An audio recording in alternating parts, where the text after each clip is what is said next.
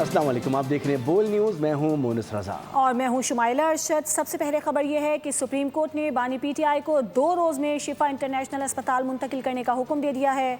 बानी पीटीआई के आज होने वाले मुकदमात का तहरीरी हुक्मनामा जारी कर दिया गया।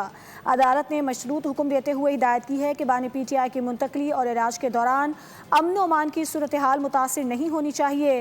हुक्मनामे के मुताबिक शिफा इंटरनेशनल अस्पताल में जनरल फिजिशियन, जनरल सर्जन और आई स्पेशलिस्ट पर मुश्तमिल मेडिकल बोर्ड तश्कील दिया जाए, जबकि ज़रूरत के मुताबिक कार्डियोलॉजिस्ट और मेडिसिन स्पेशलिस्ट को भी बोर्ड में शामिल किया जाएगा। अदालत ने डॉक्टर फैसल सुल्तान और डॉक्टर उज़मा को भी मेडिकल बोर्ड के साथ मुंसलिक करने का हुक्म दिया है। शिफा इंटरनेशनल अस्पताल में बानी पीटीआई के इलाज के अखराजात उनके अहल खाना अदा करेंगे।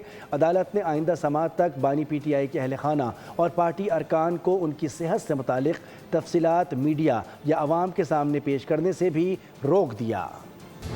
न नब्ज नॉर्मल है न ही दिल। बानी पीटीआई के वाइटल ऑर्गन्स मुतासर होना शुरू हो गए हैं। मेडिकल रिकॉर्ड देने में क्या मसला है? जस्टिस शाहिद वहीद के बानी पीटीआई से मुलाकात और इलाज से मुताल्लिक मुकदमात में इस्तफसार।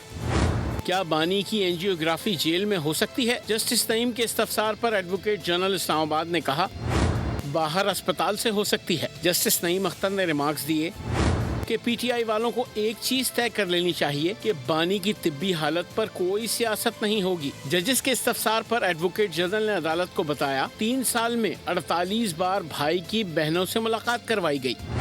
अदालत ने बच्चों से मुलाकात का रिकॉर्ड भी तलब कर लिया। वकील अजीज भंडारी ने कहा जानना चाहते हैं बानी को ब्लड क्लॉट क्यों हुआ। अदालत डॉक्टर उज़मा और जाती मौलिज डॉक्टर आसिम यूसुफ को मुलाकात की इजाजत दे।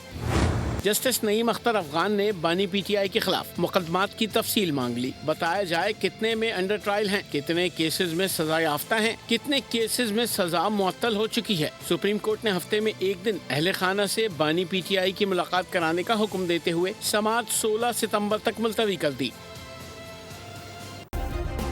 सब्सक्राइब करें और बेल दबाएं ताकि कोई खबर रह न जाए।